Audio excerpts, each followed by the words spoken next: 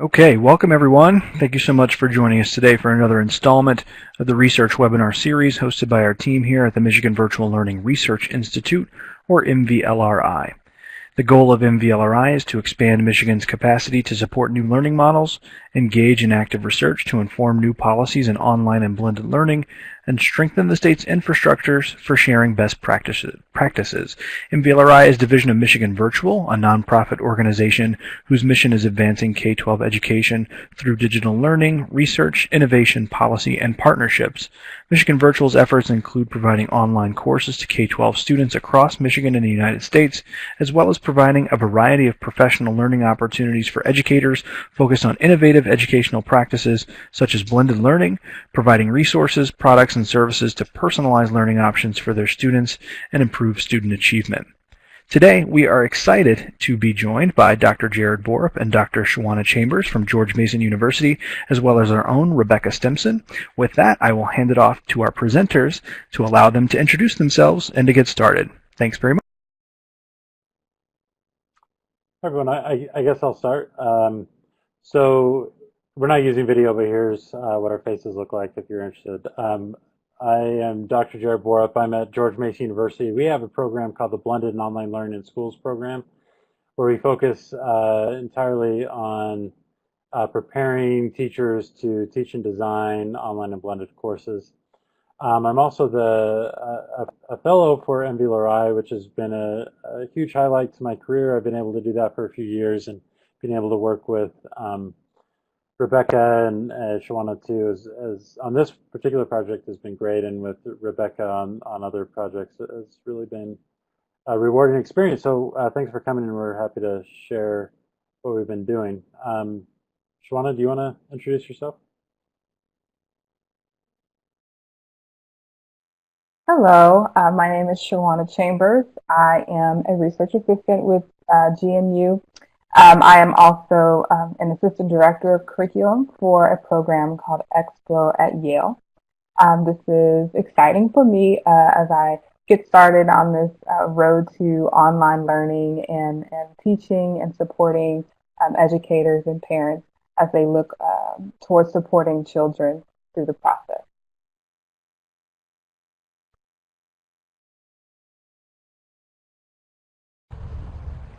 I'm Becky Stimson. I'm the Senior Writer and Publications Manager for Michigan Virtual Learning Research Institute, and have been supporting Jared and Shawana's work on this, which is the second part of a three-part project that we're doing on student supports. The first one was about mentor responsibilities, and we'll refer to that later, and the next one is going to be a focus on students. And so today we're going to talk about parent involvement, and I'm looking forward to hearing from folks in the audience. Jared, back to you. Yeah, so why don't you, we're kind of a small group, if you could just in the chat window tell us a little bit about your current role and location, and maybe what you're hoping to gain from the webinar, or what you already know on the topic.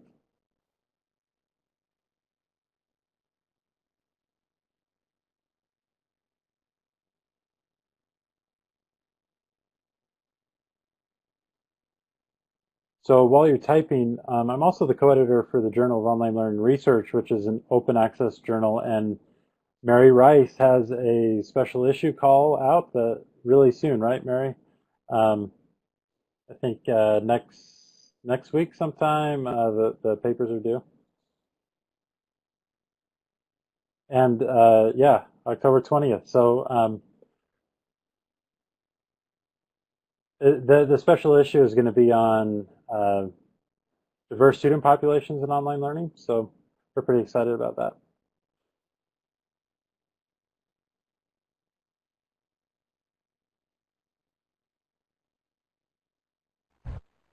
I would also mention that, sorry, Jared, talking over you. I would also just mention that Mary has also been a fellow for the Virtual Learning Research Institute, and project that we worked on together was looking at the INACOL standards with an eye toward students with disabilities as well. So thank you, Mary. Got a chance to shout out to you about that. And welcome, Mike and is it Carly, or is that right?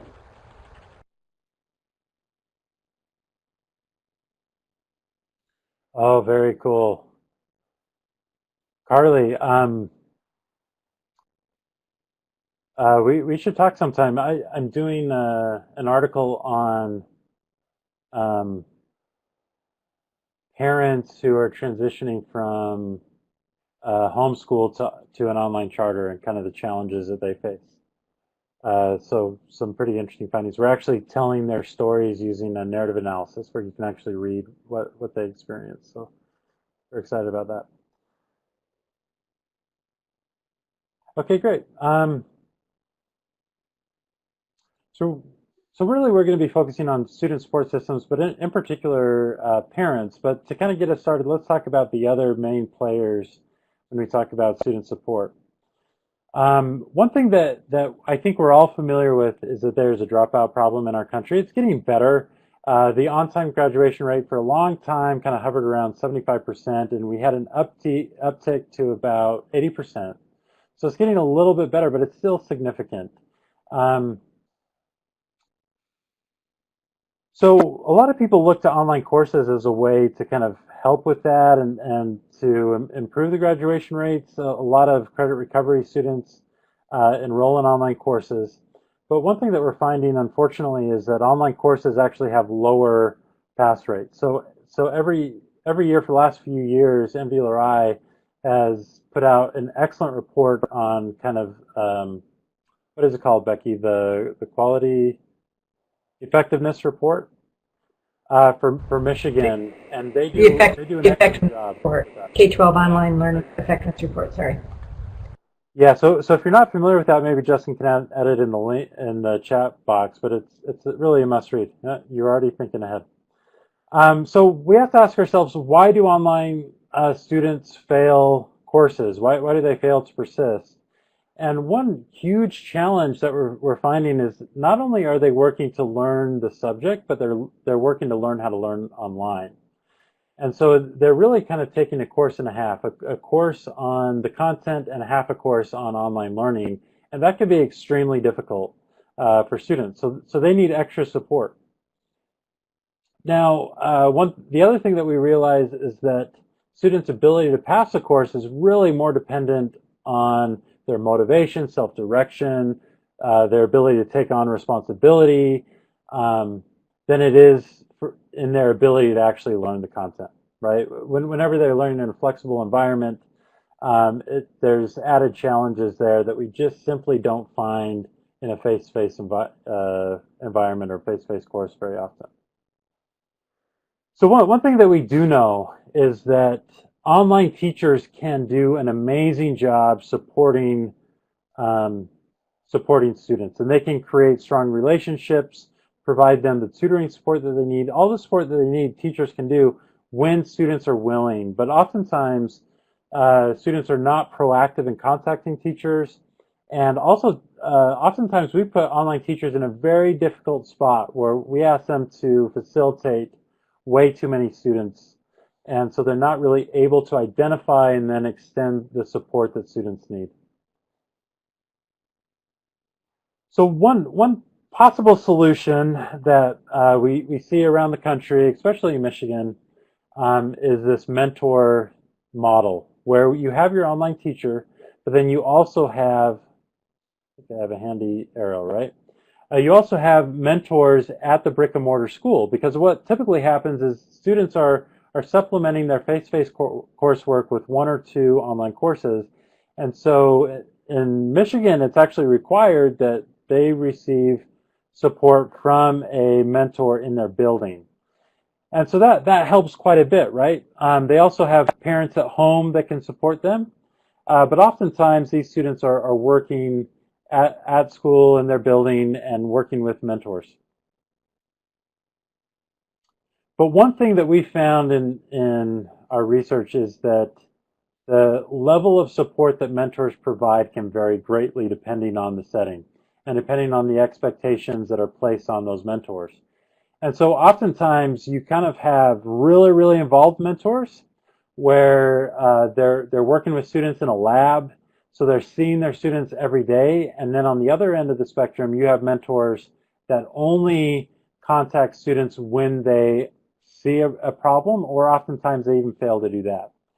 So that can be a huge challenge.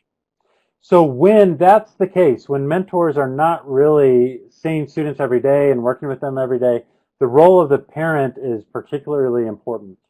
The role of the parent is always important, but especially if they're not receiving that face-to-face support at school. So when we look at face-to-face settings, when you hear the conversation around education, a lot of times it's kind of entrenched in these bipartisan stances, you know, and it feels like no one really agrees on anything. But one thing that is pretty much universally agreed upon is that parents are important, that they will play a key role in improving learning outcomes. And there's actually quite a bit of research that supports this claim, that has found almost all types of parental engagement are positively correlated with student performance and achievement. There's also a great framework that was developed in face-to-face settings on parental involvement, and in particular why parents decide to get involved. So their behavior is really based on a few different things down at this bottom level. So how parents construct their role, and that is really dependent on their previous experiences and the models that they've had in their life. So their parents or others in the community, other parents in the community. Also their self-efficacy for helping their child be successful. And then we also over here we see their self-perceived knowledge and skills, right? Well, this is a little problematic because if you're talking about an online environment, parents probably have never participated as a student, and so they don't really know what a parent should be doing in an online course. And they probably don't have the self-efficacy because it's so new, and they really probably don't have the knowledge and skills of what they should be doing to be successful. So it's hard to get parents involved in any environment oftentimes, but it's especially difficult in online environments because we have these added obstacles. But one nice thing is that there are some solutions. So we also know that there are some things in our control. Parents are more likely to be involved if there's kind of a general culture at the program that they should be involved. And also if there are specific teacher invitations to be involved, telling them exactly what they should be doing, when it should be done, that type of thing. They're much more likely to be involved if that's the case. And I also, as a parent myself, I think if your child asks you to be involved, then you're definitely going to be likely to engage. And so while there are some added obstacles, we do know that there are some potential solutions and opportunities to get parents more involved in online courses. But in order for us to do that, it requires us to have a clear understanding of what the parental roles and responsibilities are. And unfortunately, there just has not been very much research on this area. We know that there's probably some overlap in the face-to-face environment to the online environment, but we also know that there's probably some unique things that parents should be doing in the online environment that they're not really asked to do in a face-to-face environment. The same thing goes for teachers, right? Just because you're a good and supportive teacher face-to-face doesn't mean you're going to do the same online. It requires different skills. And just because you're a good and supportive parent for a face-to-face course does not mean that you're going to be a supportive parent in an online environment, because it requires different things. But unfortunately, we just haven't spent the time to find out what those things are. And that, yeah. So that kind of brings us to our research, is trying to figure out what specifically parents should be doing. And we kind of tried to approach this in different ways. We reached out to parents to try to get their perspective and to participate in interviews, and it just did not go very well. We just couldn't get parents to participate, even though we're offering incentives and things like that. And so we did interview one parent, but we have additional plans to kind of get that perspective. But in this right here, we wanted to focus in on successful mentors and successful online teachers and understand what their perceptions are, because they are the experts, right? So even if we do speak with parents, we do want to do that, and that's follow-up research that we want to do. But we also want to know what the experts think as well, because they have lots of interactions with lots of different parents. So we identified 12 schools that were highly successful, and we defined that by having pass rates of 80% or more. And we've identified schools across the state. So we had 3 urban, 3 suburban, 3 town, 3 rural. And then what we did was we identified the mentor in that building that was most involved with working with students, and then we interviewed them. So the 12 mentors that we sampled, they had 4 to 6 years of experience, or 4.6 years of experience. 8 of them were full-time, which is interesting. We don't know how common that is in the state yet.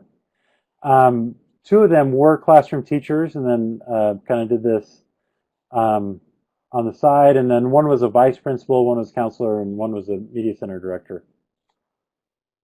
They, on average, worked with about 95 students, but notice the standard deviation, right? So it could vary quite a bit across the mentors. So it ranged from 15 to 300. 11 of them, this is really important, 11 of them met with students face-to-face daily in a lab. So students had a set time when they went in and they worked. The one that didn't do that actually still met with students regularly. He was a vice principal, and so he had the ability to kind of pull them into his office more to meet with them. And he still met with them weekly, though, in a lab.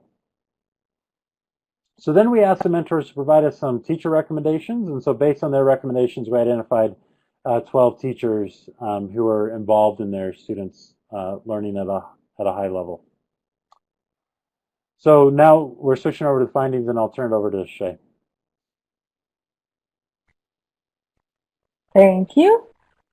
So with our findings, one of the focus things of these particular slides is we're going to go through and talk about in each of the major themes, what did we find with what the instructors and the on-site mentors had to say. There are 5 major themes or categorical ideas that we're focusing on. The first being advising and mentoring. The second, monitoring. The third, motivating. The fourth, organizing and managing. And then finally, instructing. So with the advising and mentoring, the teachers and mentors really believe that the parents should be involved in the decision-making process when it came to enrolling their students online. We heard several different times where the parent did not know that the student was enrolled when the teacher would call to talk about something, or they didn't know they were enrolled in an online course at all. And so that was concerning, and it was something that came up several different times. Parents also, we found that parents needed to help students learn self-regulation skills, help them learn how to advocate for themselves when it came to things they didn't understand or things that they needed from their online teacher. But they just, in general, wanted parents to be much more involved because they felt that it was very, very important to the student's success.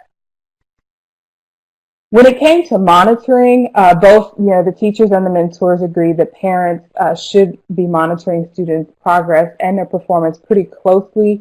The frequency with which parents needed to check the students' grades was something that came up several different times. And then knowing also how to locate students' grades.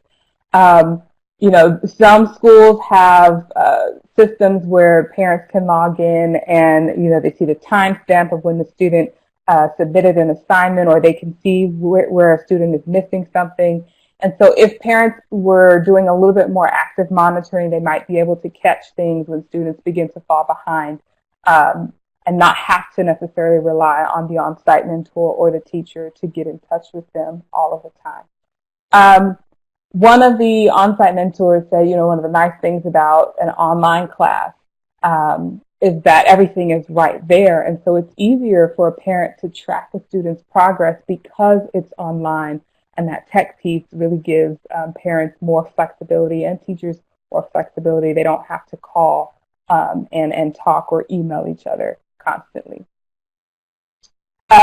One thing that also came from this was that there's a shared responsibility to help students succeed. It won't all be the on-site mentor. It won't all be on the teacher or all on the student, but everyone working together can ensure that these students are successful in their online environment.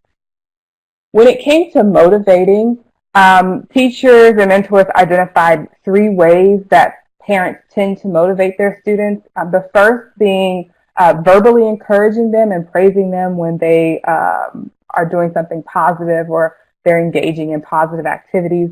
The second way was providing students with rewards for following their success. So if a student got an A on a test, mom and dad might let them go out on the weekend or let them drive the car, or something that provides the child with a reward for the work that they've done in the online class. And then that third way that parents were motivating their students was by punishing students when they failed to maintain some adequate progress. A lot of the interviews focused heavily on the punishment aspect of it, which we're assuming that means that is a really good motivator for kids. When you take away the car keys or you take away the games, they're more likely to put in the work.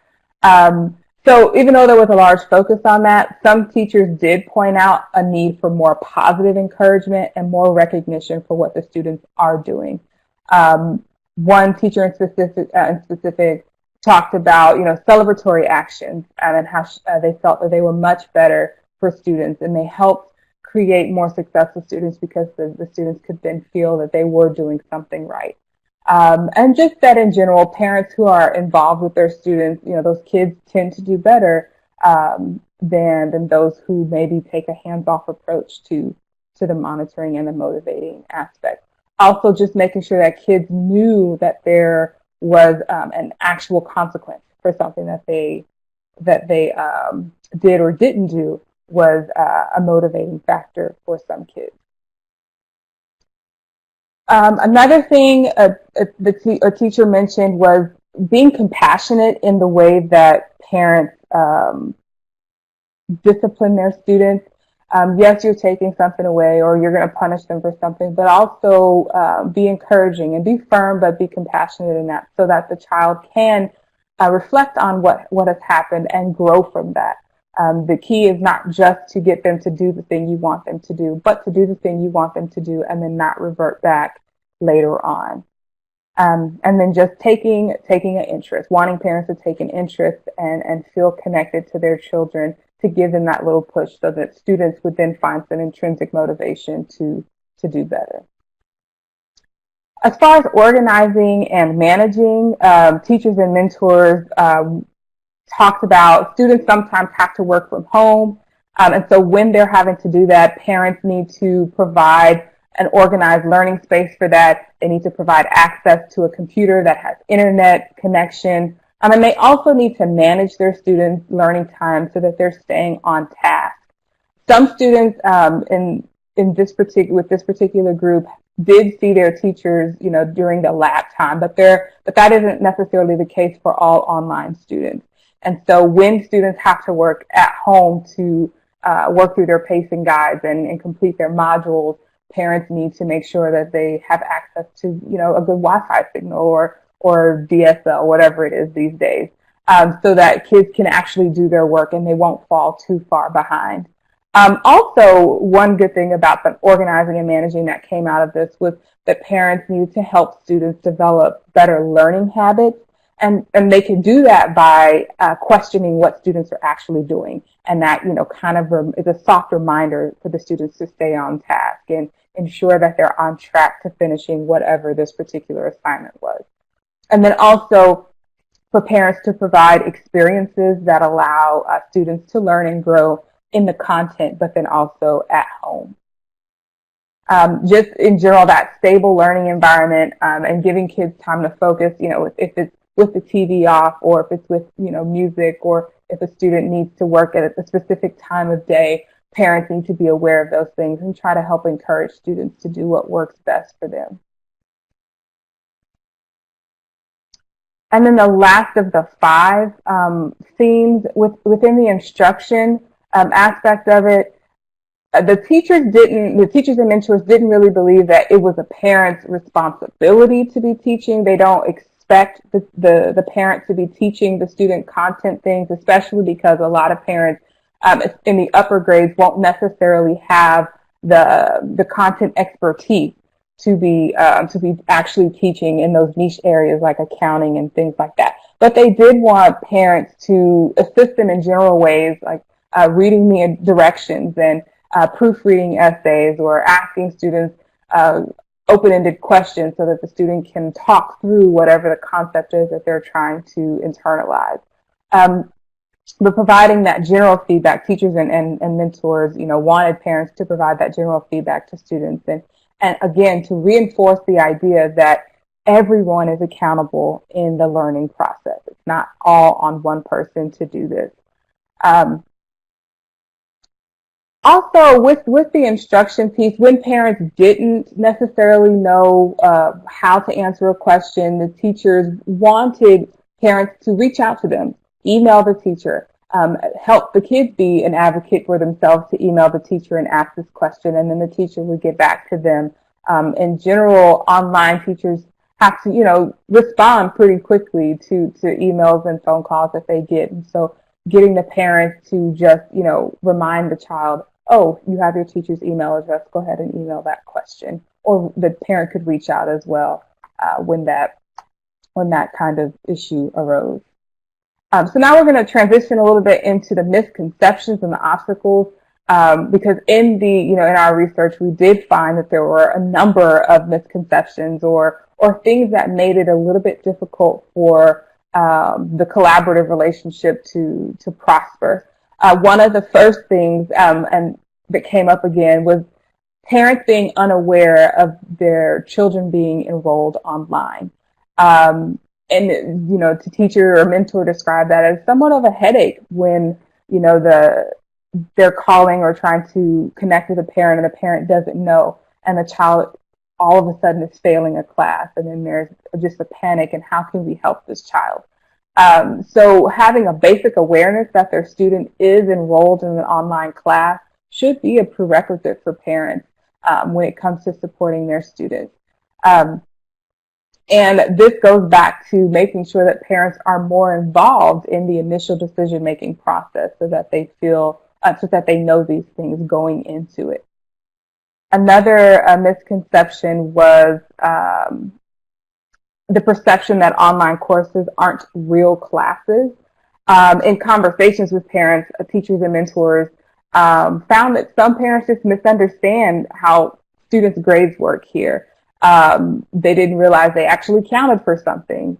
And yes, they will count for graduation, and it does matter. We do need to make sure that we're keeping on our students. And so that the idea that an online class would be kind of like a flow-off or flyaway class was something that came up frequently in the discussions. Another one is that, closely related to that is that online classes are easy. A lot of times people are surprised by how difficult the work is or what's being required of the student because they maybe thought it was going to be a series of questions and quizzes.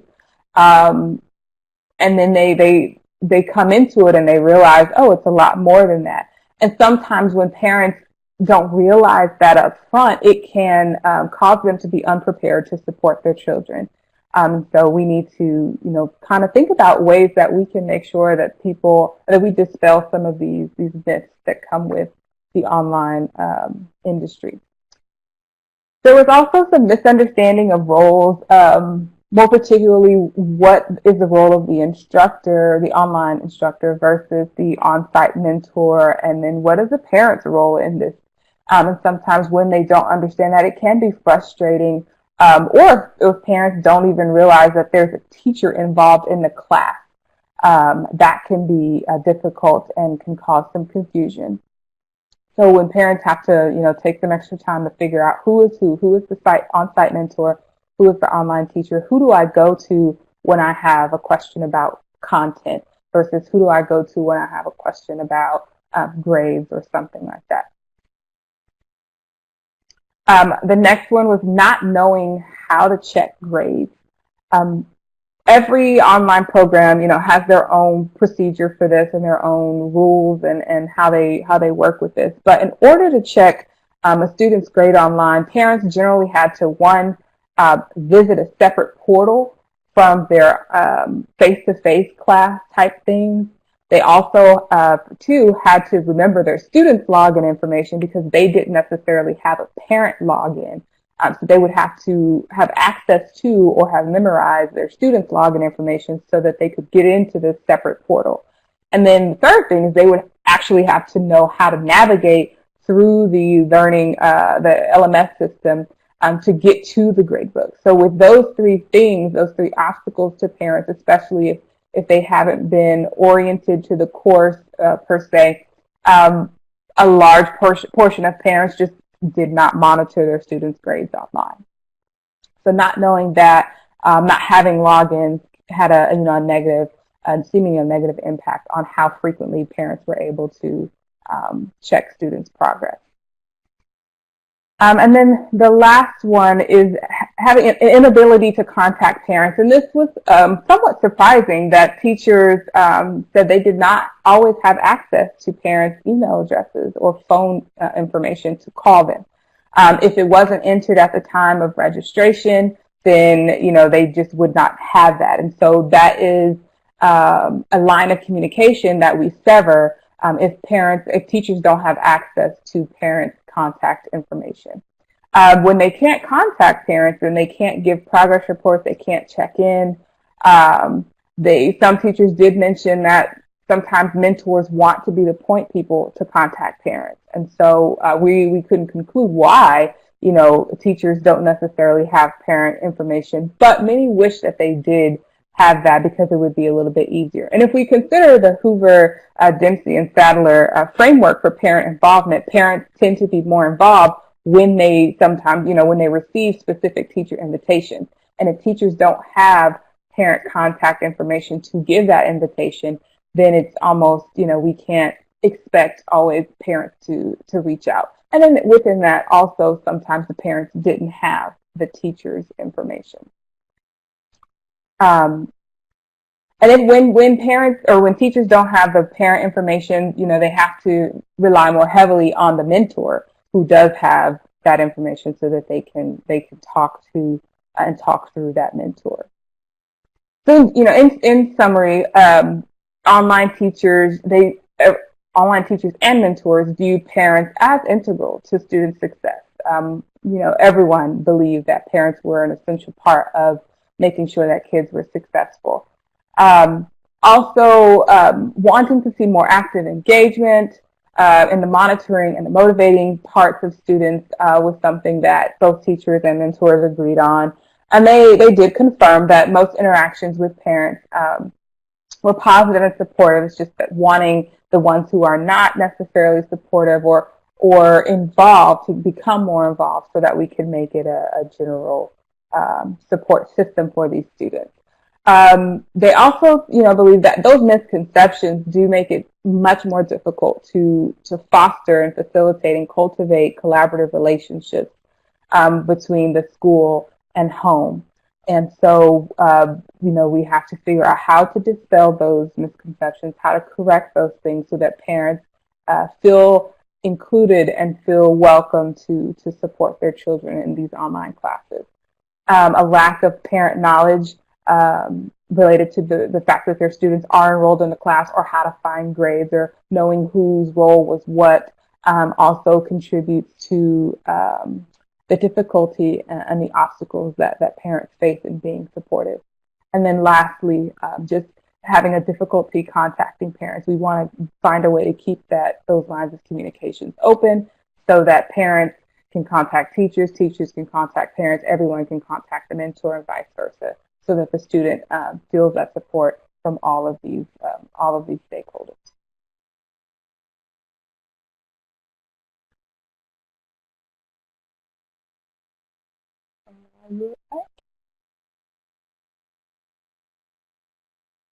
I'm going to turn it to you, Beth.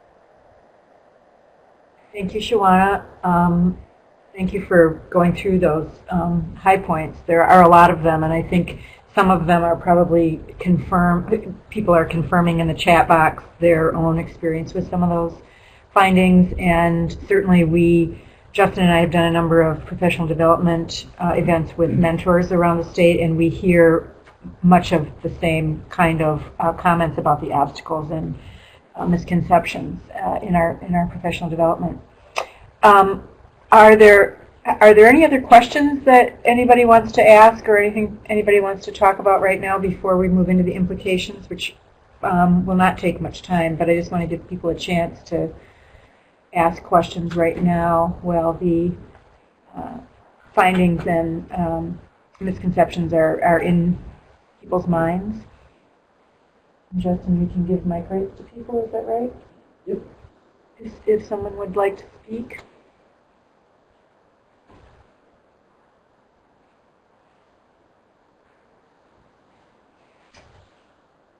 I think, Mike, you are mentioning some strategies that we have heard in our professional development events with mentors. The one thing I don't see there, that reaching out to the physical school, looking for a close family member, or asking for the student for assistance. One of the mentors that we met talked about establishing a Facebook page specifically for students who are in online or blended environments, and they found that they had great responsiveness from the parents, because no matter where they lived or who their cell phone carrier was, they seemed to always be able to get to Facebook. And I thought that was pretty insightful, since it seems to be a pretty widespread use. I'm going to wait just a couple more minutes before I move into implications. I think that's very interesting too, Mary, what you're saying about inviting engagement from parents that they think resemble them culturally. It makes sense, right?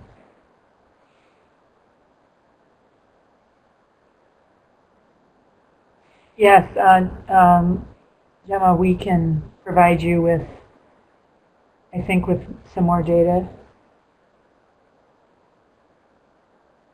We know what schools we targeted, if you will.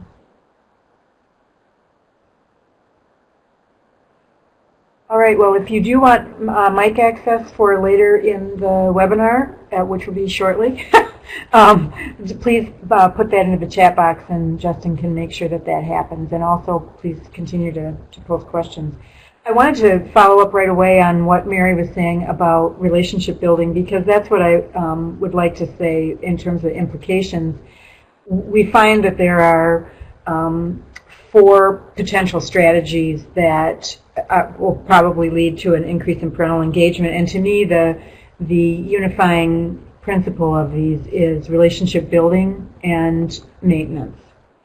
So as you heard, often parents don't know that their student is even involved in an online course. They don't know that they've signed up for it. So initially, parents need to be, we suggest that parents be involved in the enrollment decision. In Michigan, there are some circumstances where parents do, in fact, sign a contract. We know that happens in many programs. So that it's clear what the responsibilities are of all the parties, and they understand what the circumstances are of the student taking the online course, but that certainly is not necessarily widespread. Also, educating parents about what online learning really entails and what is expected from parents, or what parents and guardians need to think about in terms of what their role will be when the student is involved in the online course. In fact, we have we're going to be talking a little bit about resources that we have produced out of the Institute in Michigan Virtual, and One of them is a parent guide, which outlines quite clearly what we think the best practices are for how parents can support their students.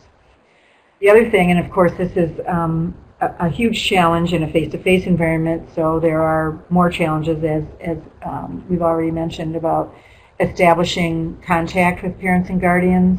As the slide says here, sending them specific invitations to be involved, and then assisting them in how they can participate in their students' online experience, what they need to be able to do. But that does require that someone on the other end be communicating with them and helping them understand how to get into a student's account and what the parts of the LMS are and where they can find the information that would be most helpful in terms of supporting the student. That really requires, again in Michigan, contact with the mentor, because mentors are required by the state for any student who has an online course. As Jared suggested, that varies quite a bit from program to program, what kind of time the mentor is allowed for that sort of interaction, as well as the location of where the students take their online course or have access to the mentor. So it's spotty at best, and the mentors who are trying to build relationships, as already indicated, have a lot of challenges in that regard. But we're hoping that there will be more movement toward a parent portal that will make it easier for parents to participate. So in terms of the resources, you'll see that Helping Online Students Be Successful Mentor Responsibilities is the first in a series of reports on supporting students learning online, and that was as Jared described early in the presentation, that was the first report that we did last year. And then this current one is Helping Online Students Be Successful, Parental Engagement. And then I mentioned the Parent Guide to Online Learning, which was the first of these resources that we published several years ago. And thanks to this research, we're going to be able to update that with a lot of feedback and comments from the mentors and teachers. So I'm very excited about a new and improved Parent Guide to Online Learning. That will not be in the works until later in 2018, but it will be available by the summer of 2018 or early fall. And then I put this in here as well, Mentor Fundamentals, a guide to mentoring online learners, because this is I think it's not understating to say cornerstone of professional development for mentors, because what we have found is that in our research that very few mentors have any assistance when they are given the assignment to fulfill this role and these responsibilities, because programs just have not been prepared for this. And again, it's a state mandate without a lot of support behind it. So one of the things that the Institute has taken on is trying to provide the support that people are asking for with this influx of students interested in online learning and legislation that we've had in the state requiring that students have online learning experiences and have access to online courses. So Mentor Fundamentals goes a long way to providing mentors a very clear idea about what it is that's expected of them, or what successful mentors do, again, based on interviews with people who came from successful online learning programs and who have contributed in a very large way to this resource. Most of the resource, in fact, is material from mentors who've been at the job for quite a while. And I think that brings us to the end. So, Jared, Shawana, anything that you'd like to add? Any questions? No. Thanks for coming. Happy to answer any questions that you have if you type it in or use the mic.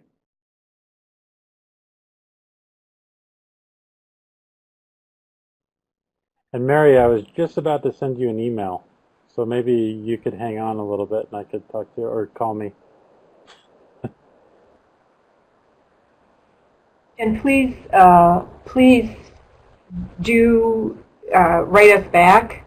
Let us know what you find in the report that's of interest to you, or what you see missing from the resources that we've listed there. As I say, we do updates annually, and they are intended to be of service to the audience that they're directed to, so please don't hesitate.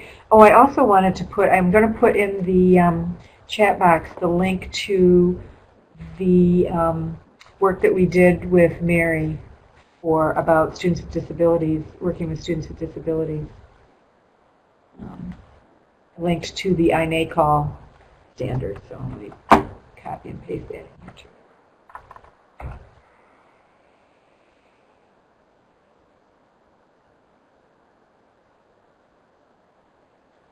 Oh, Becky, there's a question about whether we'll have another session in this series. Oh, thank you, Shawana. Yes, we absolutely will. We are anticipating that the focus groups with students will be taking place November, December, January, and then Jared and Shawana will be looking at that data and writing a report. And what's our projected date for that, Jared? June? Sorry, you're talking about the student focus groups? Yes, the date for the anticipated publication date for the report, the third report, will be June or July. Yeah, I would say early, hopefully end of spring, early summer. So we will definitely keep an eye on our resources page, and we can put that link in the chat box here too. The Institute publishes research reports with the assistance of this fabulous group of fellows that we have many times throughout the year. Can't say how consistent it is because they sort of come and go based on when the research is conducted and so forth. But keep an eye on that page, and also I think you are now on our mailing list for webinars, so you'll be notified when we have a webinar related to that third report.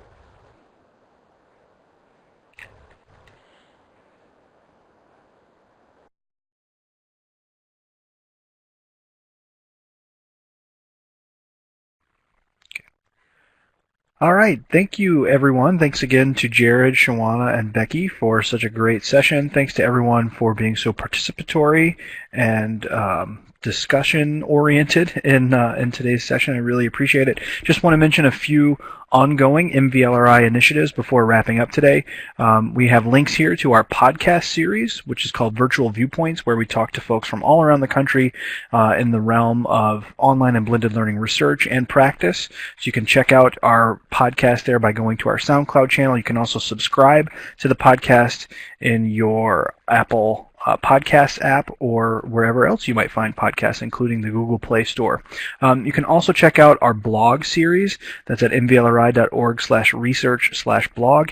We do host guest bloggers, again, from all around the country who are doing work or conducting research in the area of K-12 online and blended learning.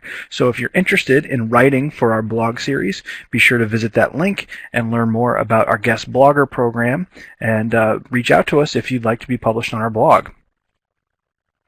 We do have a webinar upcoming next week at the same location here at connect.mivu.org/MVLRI.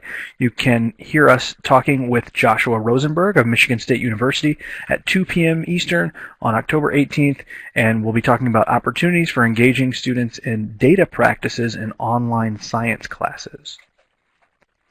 And in the meantime, you can feel free to keep in touch with us. You can email us. Our email address is listed there, mvlri@michiganvirtual.org. You can sign up for our mailing list, which is linked on the second line there. You can follow us on Facebook, Twitter, and subscribe to our YouTube channel, which is at youtube.com/mvlri1. And that is where you will find the recordings of all of our past webinars. And we will be hosting the recording of this webinar, which will be posted within the next couple days at our YouTube channel. channel. And for information on any of our other past webinars, you can visit our website at mvlri.org/presentations/webinars, where all of those YouTube recordings are embedded and full descriptions are available as well. With that, I'll go ahead and wrap us up. I hope everyone enjoys the rest of your week. Thank you again for joining us, and take care.